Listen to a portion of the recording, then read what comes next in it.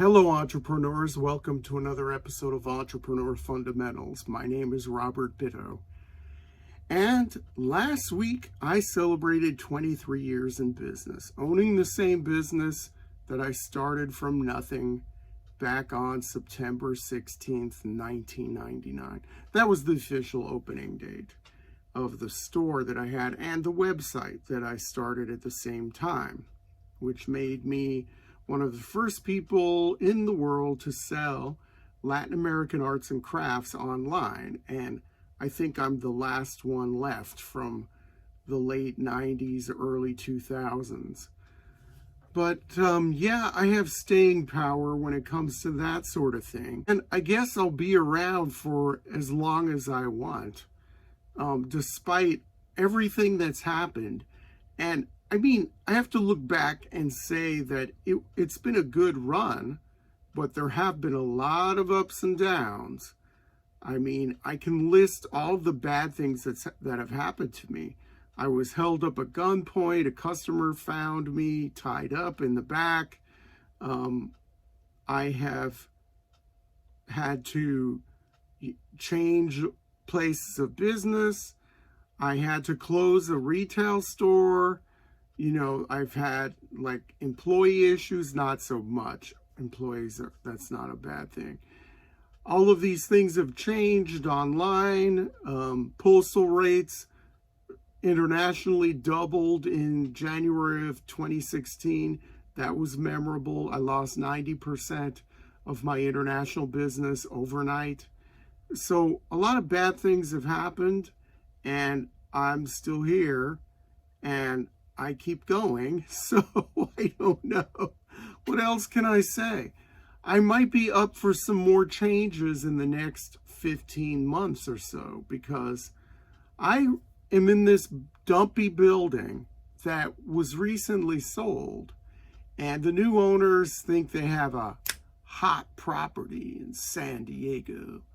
Thing is, they've overpaid for the building, and they've been the owners for a few months, and they've sunk a lot of money into this so far. And it was interesting what happened to me the other day. So coincident with my anniversary, I rent 2 spaces in this building, and one of them I just recently signed a lease on, recently meaning 2 years ago, July of 2020. And I was going month to month on my larger unit in this building. And at the same time that I signed the lease for the smaller unit, I decided to sign a lease for the bigger unit. And I synced the leases together because I thought, well, I'm going to be on a lease on the smaller, newer unit. So I might as well, I'm going to be here until 2024 anyway. So I might as well get back on a lease for my month to month for my larger part of this building. So what happened a few days ago, the new owners mistakenly thought that I was still month to month on my larger unit. And they sent me an offer, and their offer was to raise my rent by 80%.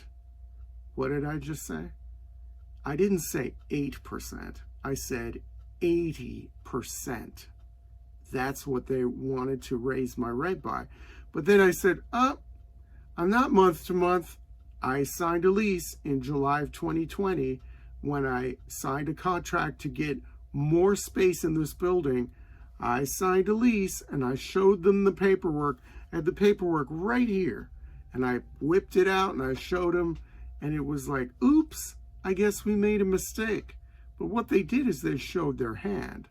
So in 15 months, I'm going to have to make more decisions regarding my business. What I do, I don't know.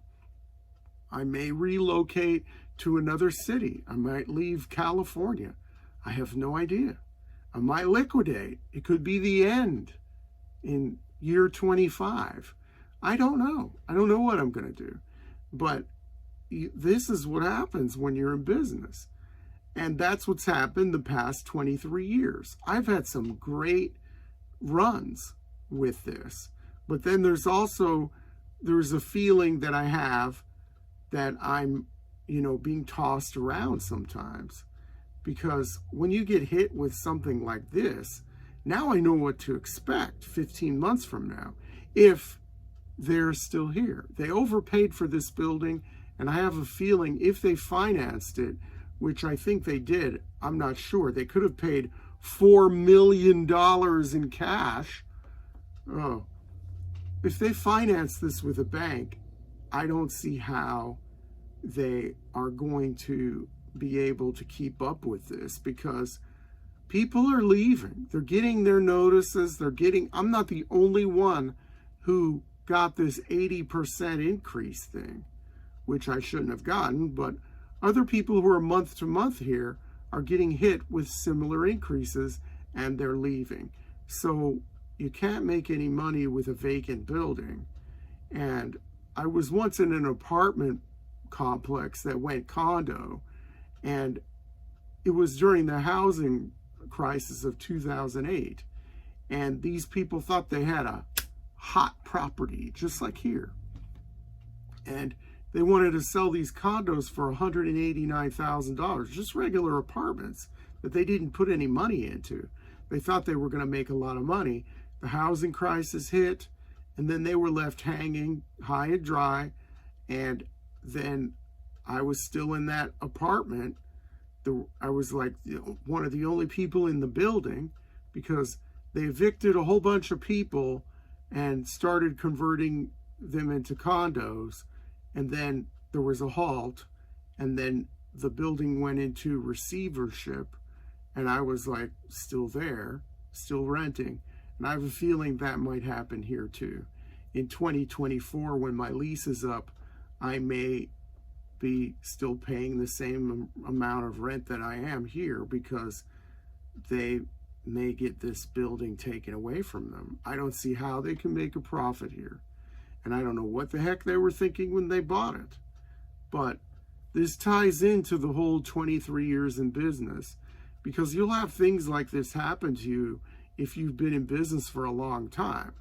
And you just have to weather the storm. And I've seen so much. I've dealt with so many different landlords, from storage unit situations all the way up to strip mall commercial property leases, things like that, and then warehouse and other commercial leases like this.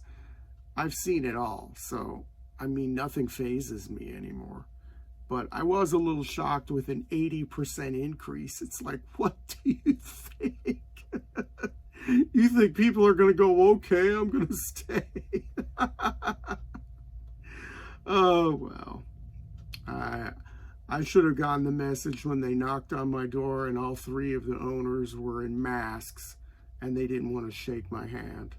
And it was March or April of 2022. That should have been a big red flag. But anyway, I don't know what else I can say. 23 years. Has it all been good? No. Has it all been bad? Definitely not. It's been a good life. I've had a good run, and I'll keep on going. And I hope you keep watching my shows. And so until the next time, may your entrepreneurial dreams come true, but always remember to work hard.